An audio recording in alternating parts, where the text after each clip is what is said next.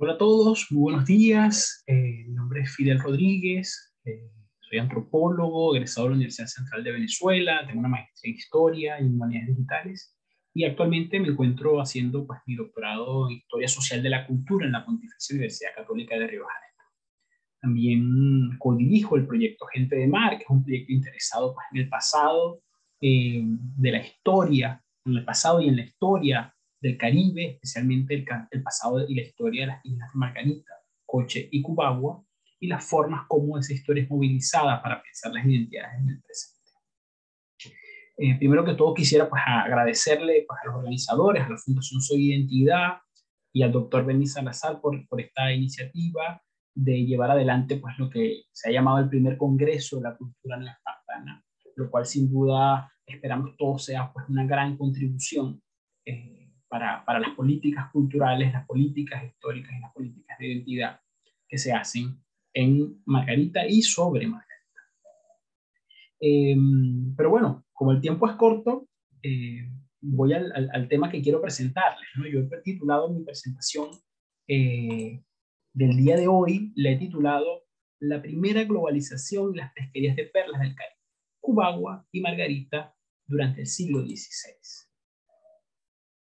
Para empezar esta presentación, bueno, me gustó la idea de poder mostrarles un cuadro que la mayoría de ustedes ya deben conocer y los que no, pues pueden aprovechar de conocerlo, que es el cuadro de la emperatriz Isabel de Portugal, que fue pintado en 1548 por Tiziano y que se expone en el Museo del Prado.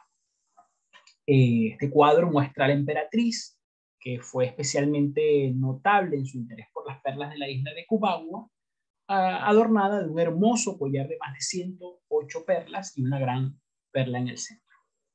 Lo que me interesa ejemplificar con este cuadro es una reflexión acerca de las discusiones en torno a cuán importante puede ser o no, cuán importante podemos pensar o no, o a qué escala o a qué dimensión podemos pensar la historia de las pesquerías de perlas del Caribe y en particular la historia de las pesquerías de perlas de Cubagua y Margarita. Lo digo ¿por qué? Lo digo porque canónicamente, es decir, tradicionalmente, nuestra historia, la historia insular, y digo nuestra porque también soy margariteño como muchos de ustedes, ha sido pensado, ha sido construida desde el Estado-Nación como una historia regional, es decir, como una historia que en muchos sentidos se plantea como subsidiaria de una historia nacional que ocurriría en la capital de la ciudad. No es mi interés entrar en regionalismo o no, sino por el contrario, superar al nacionalismo o proponer una superación del nacionalismo metodológico para pensar el pasado de las islas de Margarita y Cubagua y pensarlo desde lo que ha sido llamado recientemente la primera globalización. ¿Y por qué? Y ya vamos a ver por qué. Porque es necesario pensar el pasado de las islas de Cubagua y Margarita en el contexto caribeño, pero también en el contexto global de la época moderna. Y para ello me gustaría empezar, después de ver este hermoso cuadro, un mapa de lo que sería la monarquía hispánica, ¿no? La monarquía hispánica durante gran parte del siglo XVI y el siglo XVII. Territorios que ven en rojo son los territorios de la monarquía española, que son gobernados desde Castilla principalmente. Los territorios que ven en azul son los territorios de Portugal, de la monarquía portuguesa. Pero es importante recordar que a partir de 1580, tanto los territorios portugueses como los territorios castellanos van a ser gobernados por una sola corona, que es el periodo que se ha llamado, que va entre 1581 y 1640, que es el periodo de la Unión Ibérica, y es el periodo en el cual Felipe II se transforma también en Felipe I de Portugal, ¿no? ¿Esto con qué intención lo hago? Lo hago con la intención de que podamos repensar cuál es el papel de las pesquerías de perlas en este contexto global y cómo es posible pensar en una historia de nuestras pesquerías de perlas a partir de conexiones que van más allá del Estado-Nación, es decir, de lo que hoy es Venezuela, y que van más allá de las tradicionales historias que han conectado el Caribe, el sur del Caribe y las pesquerías de perlas con la península ibérica. Es decir, hoy por hoy, quiero invitarlos a pensar las conexiones de las perlas a partir de dos elementos. Uno, que conocemos bastante o que se conoce un poco más, que es la circulación de la propia joya, es decir, la circulación de las perlas, que van a circular desde el Golfo Panameño en el Pacífico hasta Santo Domingo, la península ibérica, el Sacro Imperio Romano Germánico, Francia, pero también van a circular por los reinos africanos, entre ellos especialmente el reino del Congo, del que vamos a hablar un poco dentro de algunos minutos. Entonces, para concretar, ¿qué quiero decir cuando hablamos de globalización? ¿Qué quiero decir cuando hablamos de pensar nuestros territorios, de pensar las pesquerías de perlas del Caribe, de pensar la historia de las islas de Margarita y Cochetuagua en un escenario global? Quiero decirles lo siguiente. Hay dos formas tradicionales desde las cuales se ha aproximado a la globalización. Una forma que ha sido conocida como la soft globalization, es decir, una globalización suave, una globalización que implica y que se entiende como la existencia de contactos entre sociedades diferentes y sus efectos duraderos en ellas, es decir, sus efectos duraderos en la memoria, en la historia y en el patrimonio de esas sociedades. Y luego tenemos una segunda forma de globalización, que es la forma tradicional desde la que se han aproximado a la globalización los economistas, que se entiende como el resultado de la convergencia de precios en mercados a nivel mundial. ¿Qué significa esta convergencia de precios? Significa que lo que cuesta una pipa de vino en Sevilla va a ser exactamente o más o menos similar a lo que costaría una pipa de vino en el Caribe. ¿Qué significa esto?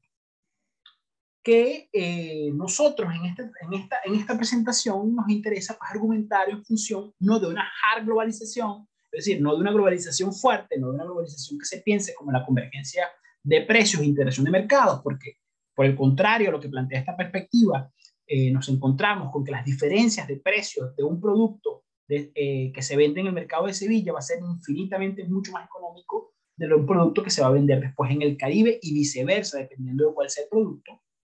En este trabajo nos interesa argumentar en función de una globalización suave, es decir, vamos a ver cómo las pesquerías de perlas del Caribe durante el siglo XVI van a ser un imán de atracción que va a llevar a que las islas de Cubagua y Margarita se transformen en un espacio de circulación de personas de diferentes lugares, de diferentes continentes, de diferentes lenguas y de diferentes culturas. Tradicionalmente, y como es relativamente obvio, la historia de la propia joya, la historia de la perla ha eclipsado la historia de las personas cuando intentamos reconstruir el pasado de las pesquerías de perlas. Es decir, es muy fácil para nosotros pensar en perlas y su circulación, pero rara vez recordamos, a excepción de nombres muy excepcionales, a personas que estuvieron involucradas en este comercio de perlas. Y rara vez recordamos, menos aún, a indígenas y africanos que estuvieron vinculados con el comercio de perlas. Si yo preguntara, si estuviera en vivo con ustedes, que lamentablemente no lo estoy, pero si les preguntara, levante la mano, ¿quién me puede decir el nombre de algún indígena, buzo, esclavizado, o de algún indígena libre dedicado al comercio de perlas o al museo de perlas, o de algún africano del siglo XVI? Probablemente, o muy probablemente, nadie recordaría un nombre. Y eso es lo que vamos a hacer hoy. Es decir, a partir del estudio de trayectorias individuales de personas concretas que circularon fundamentalmente por el espacio atlántico y que fueron tanto en dirección de la península ibérica a las pesquerías de perlas, la costa occidental africana a las pesquerías de perlas, o de las pesquerías de perlas a la península ibérica, a Sevilla, vamos a recordar trayectorias particulares que nos van a dar cuenta de este fenómeno de circulación de personas que estuvo atado y vinculado a estas pesquerías de perlas, y a partir de allí utilizar estas trayectorias para pensar las pesquerías de perlas en el marco de esta globalización temprana que hemos llamado una globalización suave, es decir, una globalización en la cual existe el contacto entre sociedades de diferentes continentes y cómo esos contactos trajeron efectos duraderos en estas sociedades. Me gustaría también empezar, bueno, también ir recordando a dos libros que son clásicos, que son importantes para pensar esta historia de las pesquerías de perlas, el clásico trabajo de Enrique Ote y el más reciente trabajo de Molly Walsh, American Baroque. ¿Por qué? Lo digo porque básicamente estos dos trabajos han seguido la operación que les comenté al principio. Ellos han intentado reconstruir el negocio de las perlas. Y son trabajos muy importantes sobre los cuales con los cuales discutimos, pero en este momento nos interesa no discutir el negocio de perlas, sino utilizar el hilo conductor de este negocio de perlas para pensar las trayectorias de personas concretas, que es lo que vamos a ver ahora. Y además, un detalle bien interesante es pensar estas trayectorias como las otras historias, es decir, aquellas historias que tradicionalmente no conocemos acerca de las pesquerías de perlas, que son historias de libertad, historias de circulación y historias de indígenas y africanos que subvierten aquella idea tradicional de que lo único que hubo en las pesquerías de perlas fue una violenta esclavitud y una explotación desmedida de perlas y personas.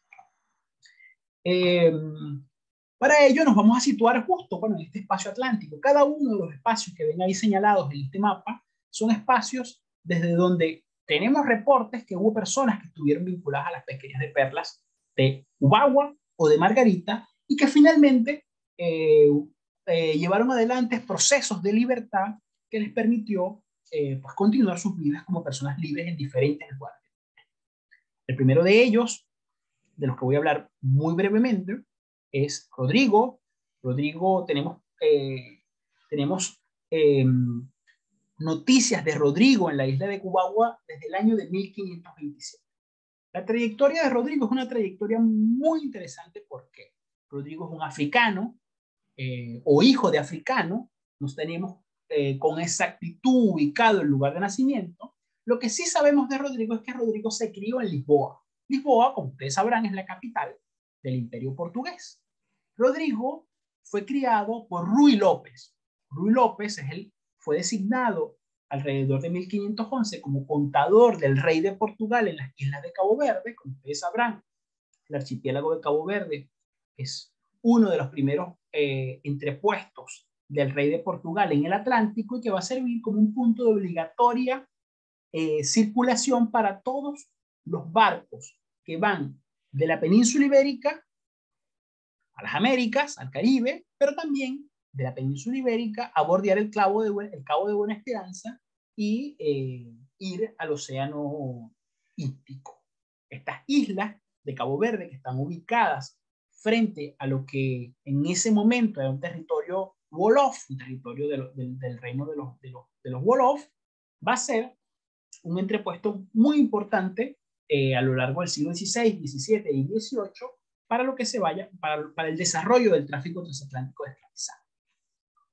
Rodrigo, en el expediente que hemos encontrado recientemente en nuestro viaje al Archivo de Indias, es una figura, si se quiere, en muchos casos singular. ¿Singular por qué? Singular porque Rodrigo es educado en Lisboa, es conocido en la isla de Cabo Verde por los marineros como un hombre importante, un hombre que viste de capa, un hombre que tiene saya, un hombre que domina varios idiomas, que habla portugués, que habla español, que habla algunas de las lenguas africanas que están en la costa, que funciona y que sirve como mano derecha del contador de las islas de Cabo Verde, y que además era habitual verlo en Ribera Grande, en la isla de Santiago, leyendo la Biblia. Esta persona, Rodrigo López, va a ser liberado en el año de 1522 o 23 en el testamento de Rui López, y tras vivir 3 años administrando la herencia de Rui López en Cabo Verde como una figura importante, va a ser víctima de un proceso que se conoce como la reesclavización. Es decir, Rodrigo, que había sido una persona liberada, que tenía su carta de alforría, fue reesclavizado por la familia del contador con la intención de apoderarse de sus bienes y fue vendido a Antón de Jaén. Antón de Jaén es un conocido señor de canoas de la isla de Cubagua que en esa fecha estaba de alguna manera iniciando el comercio transatlántico de esclavizados con intención de introducir a algunos africanos esclavizados en las pesquerías de perlas de la isla de Cubagua. En Cubagua, este africano políglota, lector de la Biblia y además especialista en llevar cuentas para lo que se formó con el contador de la isla de Cabo Verde, va a ser empleado en el buceo de perlas como un esclavizado más. Durante sus tránsitos en Cubagua, vamos a saber de él porque él va a iniciar un proceso para reclamar su libertad. Este reclamo de la libertad lo llevó posteriormente de la isla de Cubagua a la audiencia de Santo Domingo, donde finalmente en 1535 obtiene su libertad. Lo más interesante de todo este cuento, que después evidentemente voy a poder tener la oportunidad de enviarles un texto completo sobre este texto, sobre la historia de Rodrigo que estoy escribiendo, es que la libertad que obtiene en la audiencia de Santo Domingo va a ser gracias a las continuas circulaciones que había en el Caribe de marineros que iban, pasaban por Cabo Verde y transportaban mercancías al Caribe. Estos marineros van a servir de testigos en el juicio de Rodrigo López y van a declarar pues, que era un hombre libre y que lo conocían por ser una figura importante en Cabo Verde, en la isla de Santiago, y que además había participado también pues, de él mismo del tráfico transatlántico de esclavizados. La segunda figura de la que quiero hablar es María. ¿Quién es María? No conocemos su nombre indígena, conocemos el nombre que encontramos en los archivos en Sevilla, su nombre católico, su nombre cristiano, pero sabemos un poco de la historia de María. María es una mujer cumanagota, oriunda de las costas de las Perlas, de la región de Cumanagoto, que va a ser esclavizada, errada en la isla de Cubagua y vendida a Álvaro Beltrán, otro conocido señor de Perlas. ¿Qué encontramos de María en los archivos españoles? De María encontramos aquí que va en 1549 en Sevilla a demandar su libertad. María en los tribunales ibéricos no solo va a conseguir su libertad, sino va a conseguir una importante cantidad de dinero que la va a permitir a ella vivir como una mujer libre, con sus hijos en Sevilla, y que posteriormente pudo pues encontrar también, encontramos de ella pues su testamento, del que no vamos a hablar en detenimiento aquí por el tiempo que tenemos. Y finalmente quiero hablar de Francisco, ya en 1610. Francisco es un negro de nación Congo. Francisco nace en el reino del Congo. Ahora, un detalle bien importante que quizás es poco conocido para quienes no conocen la historia africana en detalle, es que el reino del Congo va a ser desde muy temprano, en el siglo XVI, de 1505, un reino católico.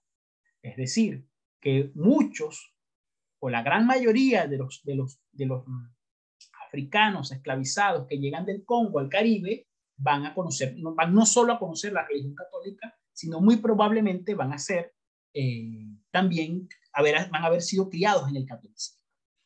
El Congo es desde el año de 1505 con la conversión de Don Alfonso, o el Manicongo en ese momento, que toma el nombre de Don Alfonso, en un rey católico. Francisco es esclavizado en el Congo, es llevado a la isla de Santo Tomé.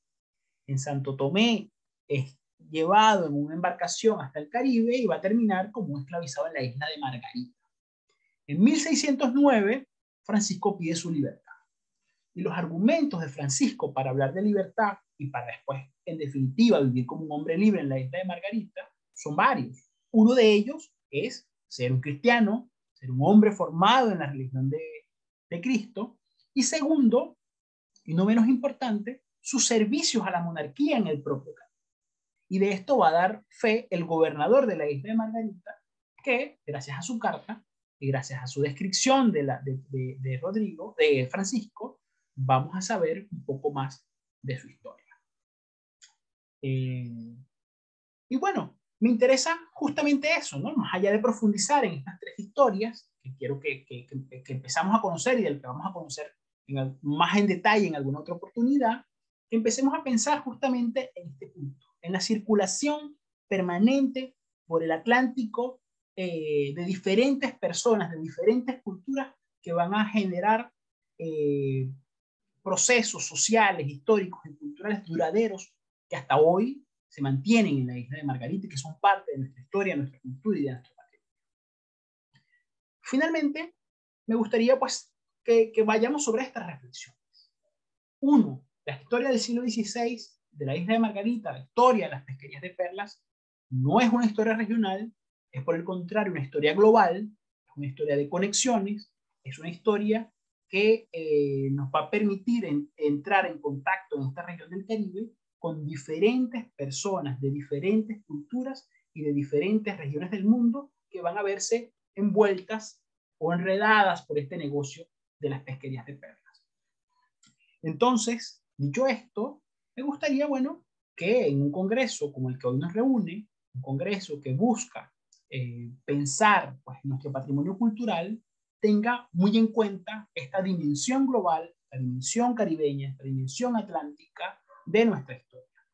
Y más aún, que intente pensar o que intente pensar esta dimensión global, esta dimensión atlántica de nuestra historia, no solo a partir de los grandes nombres que muchos de nosotros conocemos, sino también a partir de estas historias concretas de personas que terminaron viviendo en nuestra región o que fuera de ellas, en regiones como Sevilla, dejaron una impronta. Por razones de tiempo, me gustaría, bueno, darles nuevamente pues, las gracias, invitarlos a reflexionar sobre la dimensión global de la historia de las pesquerías de perlas, sobre la dimensión global de la historia de Margarita, eh, de Coche y de Cubagua, y si tienen alguna duda, invitarlos a escribirme un email a fidelrock@gmail.com o visitar la página web de este proyecto. Así que, bueno, muchas gracias y quedo atento a sus comentarios.